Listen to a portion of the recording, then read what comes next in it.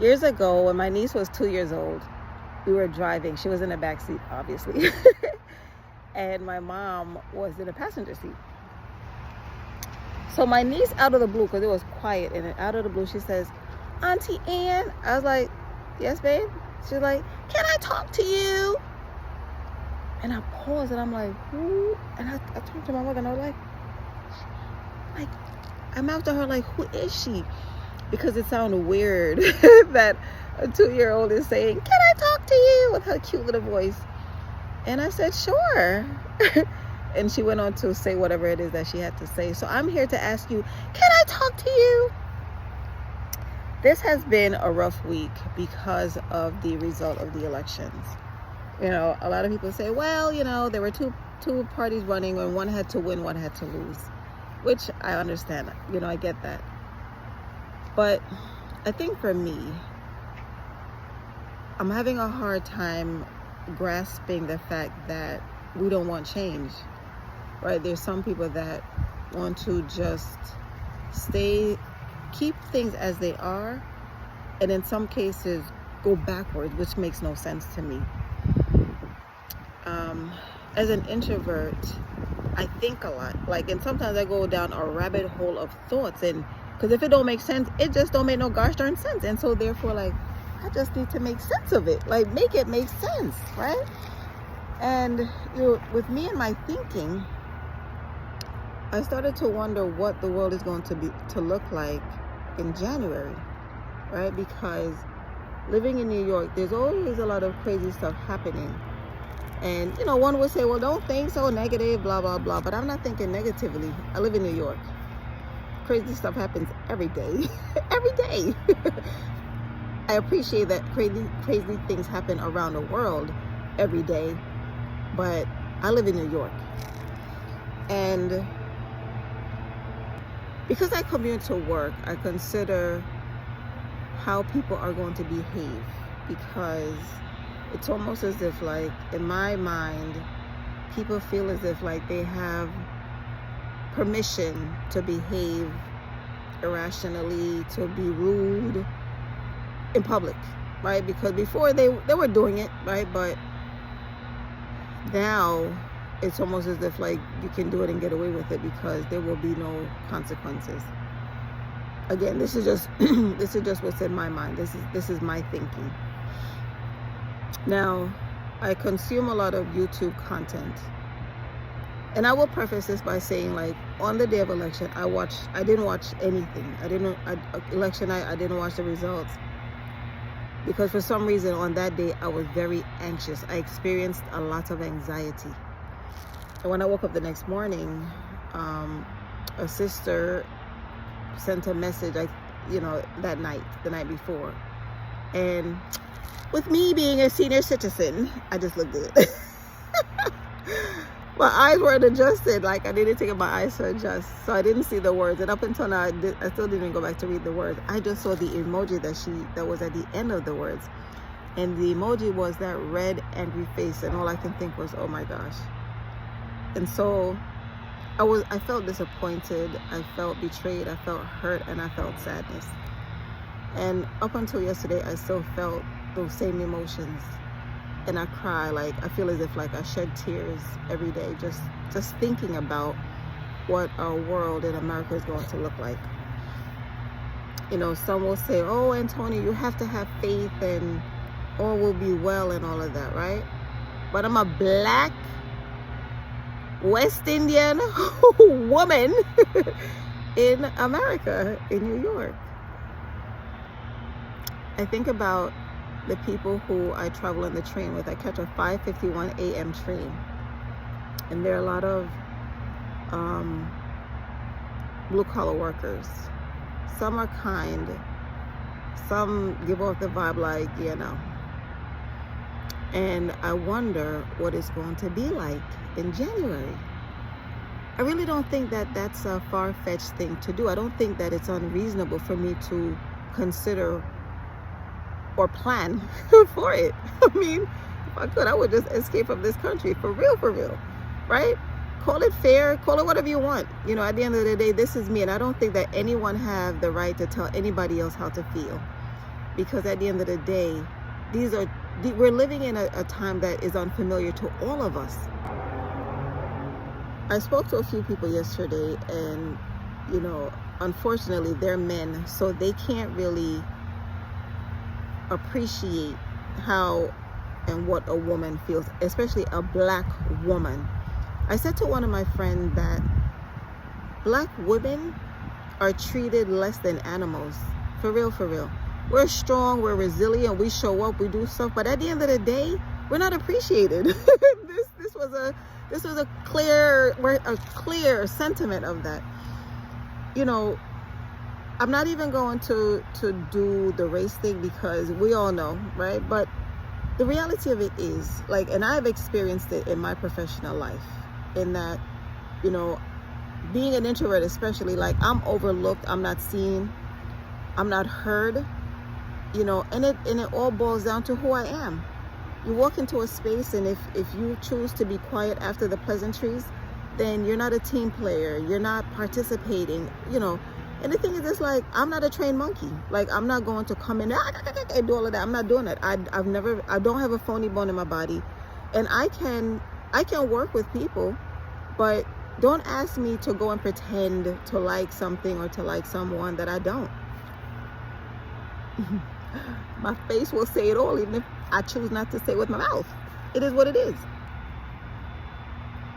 Last evening, I chose to consume content from people who I respect, who have similar beliefs, because I need to just see and understand what is happening, what is to come, how to prepare, right? Because it's gonna get real. I just feel it in my bones. My spirit is telling me that it's going to get real. And so I'd rather not sit around and wait for it to happen. I want to be armed, meaning like mentally and emotionally ready.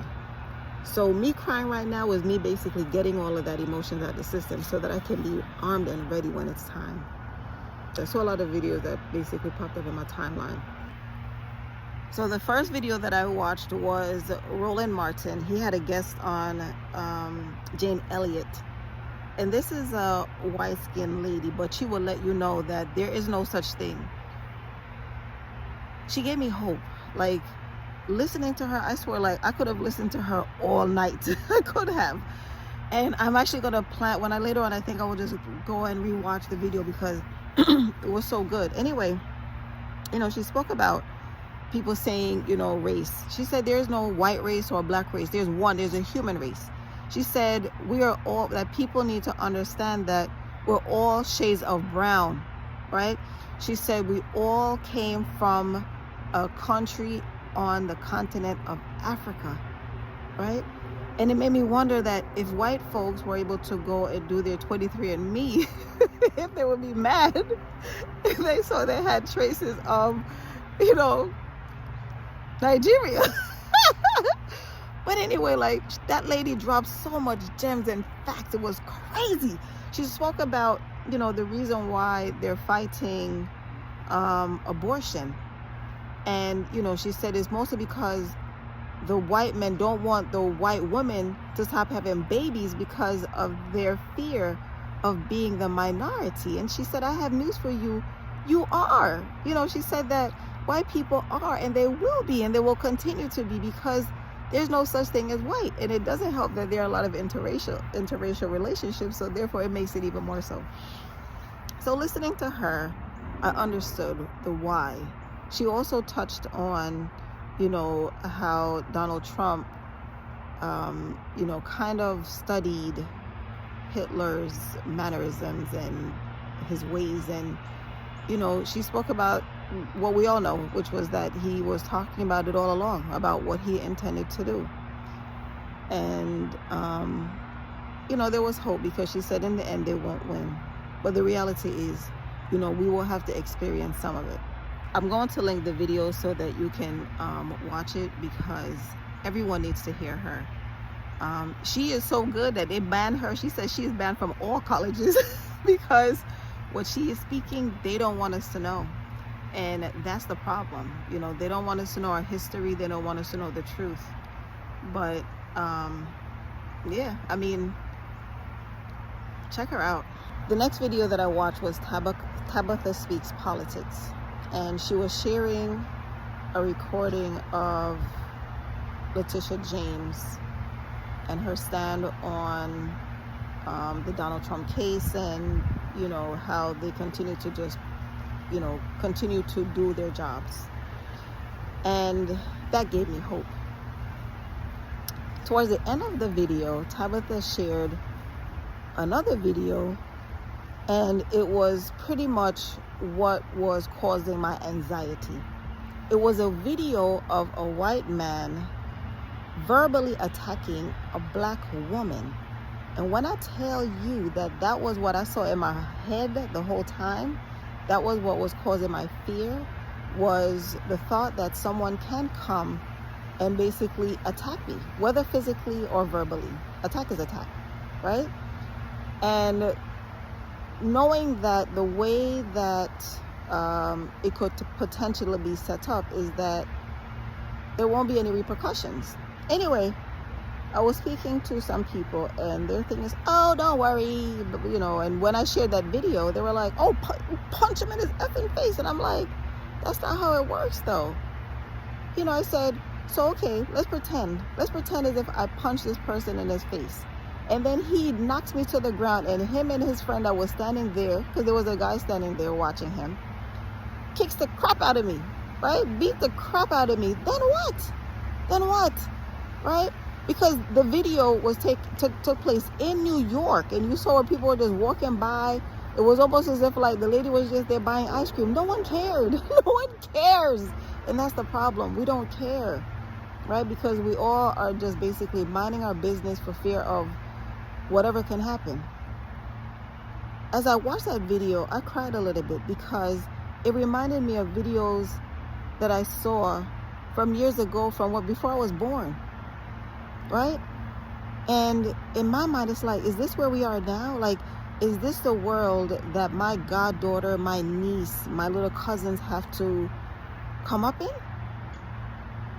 For real? This where we at?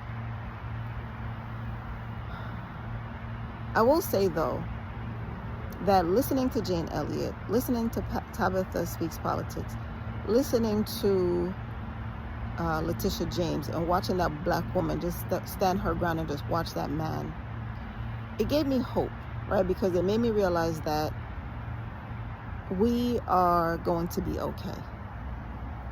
We're going to be okay.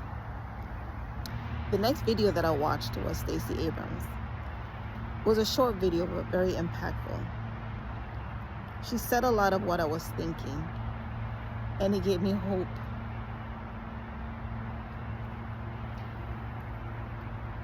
It gave me hope that we will be okay.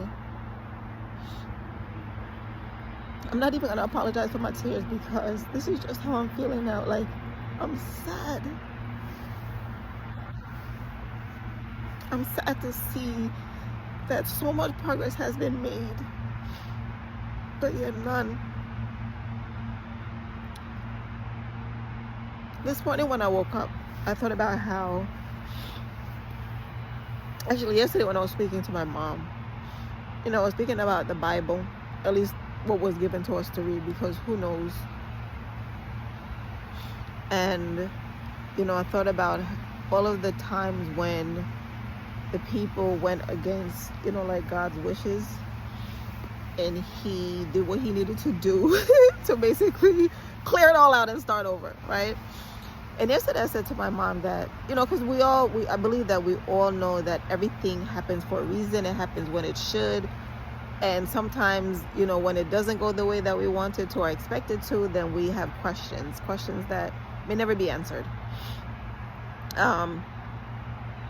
But nevertheless, this is meant to happen. It's just that I think that it'll take some time for healing to be done and us to be ready. There are a lot of people saying that, you know what, I'm gonna mind my business from now on. And I think we say that, but I think as Black people, we're truly just genuinely nurturing people, and we care. I think that's the problem. Like, I spent most of my life caring too much. caring too much about people who don't give a shit about me, right? So I woke up this morning and the thought that came into my head was that there are times when we try to force things, right? So when something is broken, it's broken, but we try to, we use crazy glue or Gorilla Glue, or something to try to basically put it together, to keep it together, when in reality sometimes it just needs to be thrown out and rebuilt. And I feel like at this point America needs to be rebuilt. It needs to be torn down. So this needs to happen in order to just clear out the dregs, clear out the pestilence. Ooh. so that we can start anew. I will say that listening to those women, watching those videos, it helped. Obviously, I'm not fully there yet because I'm still feeling a little hurt. My anxiety, however, is not what it was. Like, it was crazy because on the day of election, even though I wasn't watching anything, I was so anxious. Like, I felt this anxiety in my body that I'd never experienced before.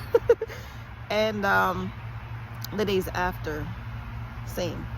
But the days afterwards, more so because of the unknown, right? Because that false evidence appearing real, that thing there.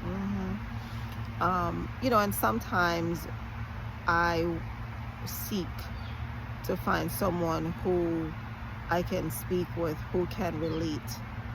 And I realized in the evening when I was watching these videos that the people that I was seeking are male, and they will never understand. They will never understand. But anyway, I just wanted to come on today to share these thoughts because, God sent me on this journey and I'm here for it. Tears are not, it's not a sign of weakness. I think for me, when I cry, this is me purging. This is me purging so that I can just get it out. Because once I stop crying, that's when my work begins. And this week, I have seen people. I'm ready for it. But anyway, thank you. Thank you for watching me. Thank you for following me. I'm going to leave the links to the videos that I referenced below. Please check them out and share them also.